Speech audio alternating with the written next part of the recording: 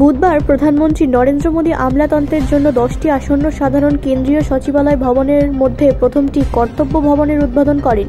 উচ্চাভিলাষী প্রকল্পটির লক্ষ্য হল দক্ষতা এবং কার্যকারিতার জন্য মন্ত্রণালয় এবং বিভাগগুলিকে এক ছাদের নিচে আনা।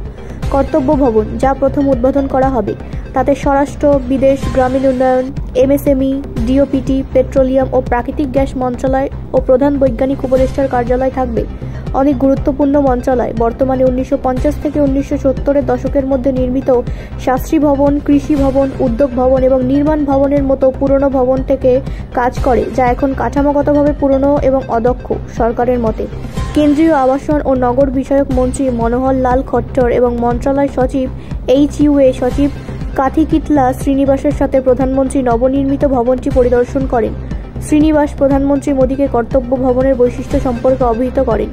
সরকার সেন্ট্রাল ভিস্তা পুনর্নির্মাণ প্রকল্পের আওতায় কমন সেন্ট্রাল সেক্রেটারিয়েট এর অংশ হিসেবে HUA মন্ত্রকের 10টি ভবন নির্মাণের পরিকল্পনা রয়েছে। দুটি CCS ভবন 1 এবং 2 আগামী মাসের মধ্যে সম্পন্ন হওয়ার কথা রয়েছে, যেখানে CCS 10 এর নির্মাণ কাজ আগামী বছরের এপ্রিলের মধ্যে শেষ হবে।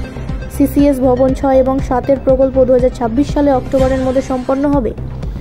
ব্যুরো রিপোর্ট, রাষ্ট্রীয় প্রসার বাংলা।